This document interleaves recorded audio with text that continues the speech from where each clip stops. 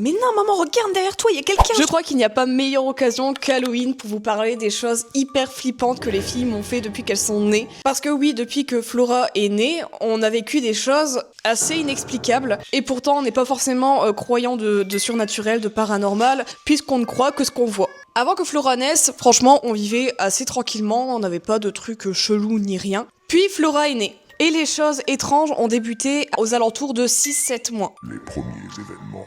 Donc le premier événement en date que je me souvienne, qui a été absolument étrange, c'est lors des premiers goûters de Flora. Donc à l'époque, on vivait dans une autre maison, notre première maison où on a eu Flora. Et en fait, dans le séjour, on avait la salle à manger et le salon qui était de l'autre côté de la pièce. Et à chaque fois, pendant le goûter, il se passait un truc absolument étrange. Bébé était en train de prendre son goûter quand soudain elle discute avec le vide. Tout se passait bien, elle partageait son biscuit avec moi. Miam miam. Puis regardez sa réaction soudaine bizarre. Elle s'énerve, puis tourne la tête. Elle a l'air d'insister sur cet endroit. Elle ne décroche pas. Attends, la suite c'est pire. Cette tête, on dirait que quelqu'un a critiqué sa couche. Tiens vos vides, elle est assez partageuse, je vais lui demander un morceau, elle va m'en donner. Elle continue de jeter des coups d'œil sur le côté. Elle me fait flipper. Genre avec moi je voulais pas communiquer, mais visiblement avec Gasper il avait plus de choses à dire. Ça s'est reproduit plusieurs fois. Ton bébé fait une crise étrange pendant son repas. Ici tout est normal. Puis étrangement elle se met à hurler à côté d'elle. Tu me fais flipper bébé.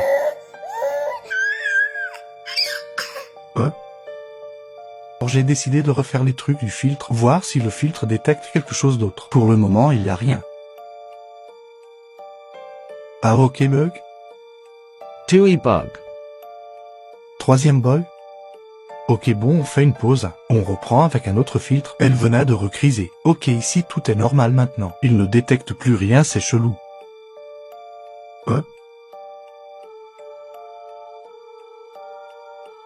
Bon stop hein. Plusieurs fois. Laura regardait vers la droite et il y a eu quelque chose de détecté derrière le sapin. Magnifique. Je veux jouer à cache-cache. Ma grand-mère glacée. Parce que moi je suis glacée. Et là-haut sur son terrain de jeu. En fait, s'il y a quelqu'un, il était en train de taper son meilleur moment en jeu sur le tapis d'éveil à Flora. Quoi? Il s'appelle F. F. Et si vous pensez que ça s'arrête juste là, ah non, pas du tout, pas du tout. Ça a été que le commencement. Après ça, on a eu un enchaînement de trucs trop bizarres. Les discussions invisibles. Un peu plus tard, à un moment donné, je m'étais réveillée avec Flora. On descend le couloir, on se retrouve dans une pièce qu'on s'était servi de bureau. Tu viens de te lever et ton bébé fait un truc trop bizarre. En se levant, bébé est en train d'hurler, était hyper agité jusqu'au moment où on arrive vers le couloir. Ça va aller crescendo. Pour le moment, ça va. Elle tape la discute avec le couloir. Elle s'est soudainement calmée et j'ai voulu filmer ça parce que l'ambiance était chelou. On dirait vraiment qu'elle a une discussion sérieuse JPP. Mais c'est pas tout. Elle va se retourner pour me montrer des photos de famille. Une en particulier qu'elle n'a jamais vue. Elle rigole. Le chat va commencer à miauler.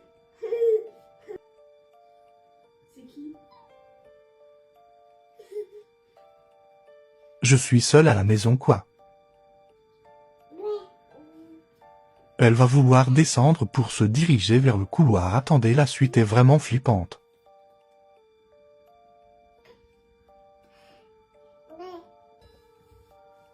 Elle s'arrête. Puis repleure.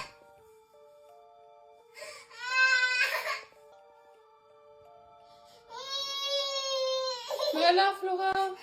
Qu'est-ce que tu fais? Elle est apeurée, mais... Flora? Et pourquoi tu vas là-bas si t'as peur? Qu'est-ce qu'il y a?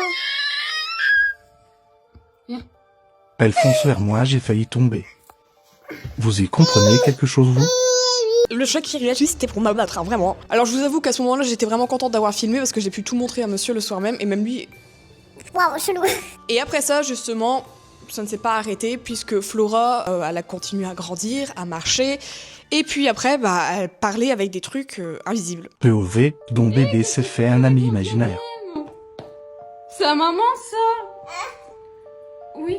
Par contre, il te va vraiment super bien, le diadème. T'as une tête à diadème. Bonjour à qui? Flora, arrête de me faire flipper comme ça. Au revoir.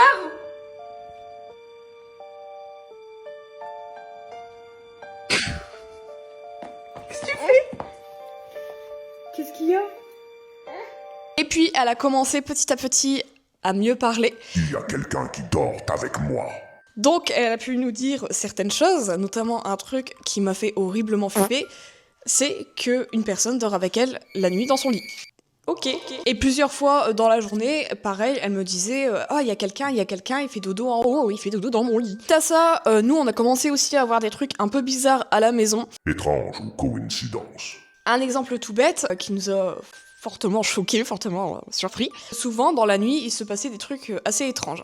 À un moment donné, c'était pendant les grandes vacances scolaires, les grandes vacances d'été. On était en train de dormir tranquillement dans notre lit et en fait, notre chambre était face à la rue. À un moment donné, on se réveille en sursaut vers 4h du matin à peu près et on entend un attroupement de personnes qui passent devant la maison en disant des trucs mais trop chelous. Alors, au début, moi je me suis réveillée et je pensais vraiment que j'étais encore en train de rêver parce que c'était incompréhensible ce qu'ils disaient. On a dit limite que c'était un groupe de personnes qui étaient en train d'invoquer un truc, j'en sais rien, mais on comprenait strictement rien de ce qu'ils disaient. Donc c'était un groupe de personnes qui parlaient tous en même temps. Mais vraiment un truc répétitif, mais avec un timbre de voix hyper chelou, un peu chantonnant, mais pas trop chantonnant. Enfin, je sais pas trop comment expliquer en fait. On aurait dit limite un truc de secte ou un truc comme ça, vous voyez.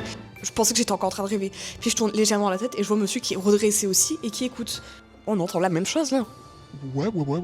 C'est quoi de ce bordel? En sachant que c'est une rue qui n'est absolument pas pratiquée. Parce que c'était vraiment pas une route passante. La petite sœur.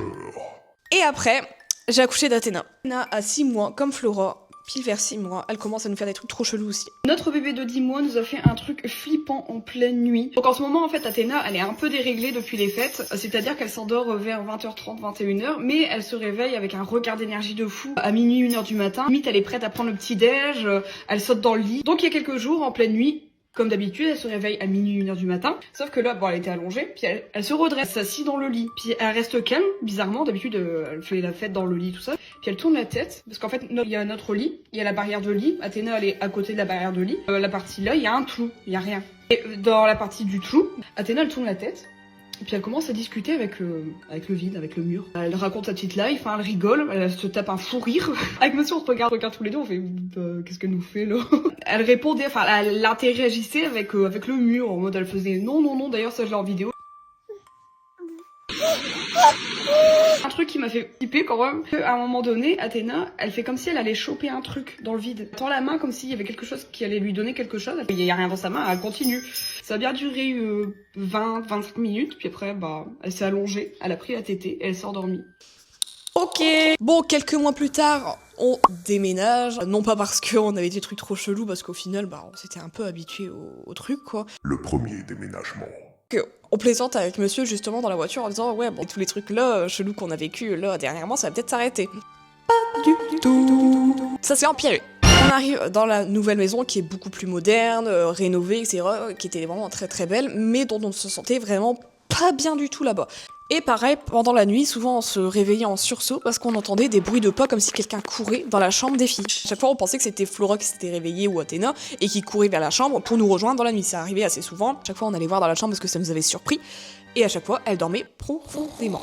Ensuite, on a aussi un truc, c'était quelques mois avant de déménager, en sachant que dans cette maison, on est resté que 6 mois. Avec des enfants de plus d'1 an, il ne faut surtout pas être cardiaque. Parce que moi, vraiment, j'ai des enfants trop flippants. Déjà, dans l'ancienne maison, si vous avez suivi un peu le truc, il nous est arrivé des choses qui fait clairement flipper. Et on pensait qu'en déménageant, ça allait régler le problème, mais en fait, pas du tout. Ça a commencé par des choses qui tombaient toutes seules. Le meuble à jouer qui vient de tomber tout seul. Mais si vous croyez que ça c'est le plus flippant, mais... Le plus flippant dans cette histoire, c'est Flora et Athéna. Flora et Athéna voient parfois des choses. Elle était où la personne que t'as vue tout à l'heure? Il n'y a pas quelqu'un, il n'y a pas ça, il n'y a pas dit. Et si ça, vous pensez que c'est le plus flippant, pas du tout. C'était encore un jour où je pliais du linge, mais cette fois-ci à l'étage, dans la chambre des filles. Donc j'étais en train de ranger les pyjamas des filles dans la commode. Les filles étaient toutes les deux dans le lit de Flora en train de jouer. Donc j'étais là, il y a la commode ici. Tout ce qu'il y a sur la commode, c'était une peluche, un genre de babyphone qui envoie des bruits blancs. Donc je me relève. Elle me fait, maman, il y a quelqu'un. Ok, il est là, ok. Derrière toi. J'ai peur. Elle insiste en disant, il est derrière toi, il est derrière toi. Donc moi, je commençais à avoir des frissons d'horreur. Maman, il fait peur, il fait peur. J'essaie de rester rationnel, ok? Je suis la daronne. Est-ce que ce serait la peluche là qui te fait peur? Mais non, maman, il est derrière toi. Oh, c'est bon, il est parti, maman. Je dois le prendre comment? Oh, il n'y a plus de batterie dans mon micro. Et puis finalement, on a décidé de redéménager, donc non pas par rapport au truc paranormal ni rien, comme je vous ai dit, c'est vraiment parce que le coin ne nous plaisait absolument pas. On redéménage, c'est une ancienne maison, c'est une petite fermette qui a été rénovée. Et finalement, là, le seul truc qui s'est passé en 2 mois, c'est Flora qui à un moment donné, parce qu'en fait c'est une très longue longère, vous voyez, donc dans chaque pièce, il y a des fenêtres qui mènent à la cour. Donné, c'était l'heure des bains justement, et du côté de la salle de bain, on a une vue vers la cour, donc là où on range les voitures, etc. Et Flora, elle s'arrête net, elle est hyper effrayée, elle dit maman, il y a quelque chose, il y a quelqu'un, regarde au fond, il y a quelque chose. Donc tout au fond de la cour.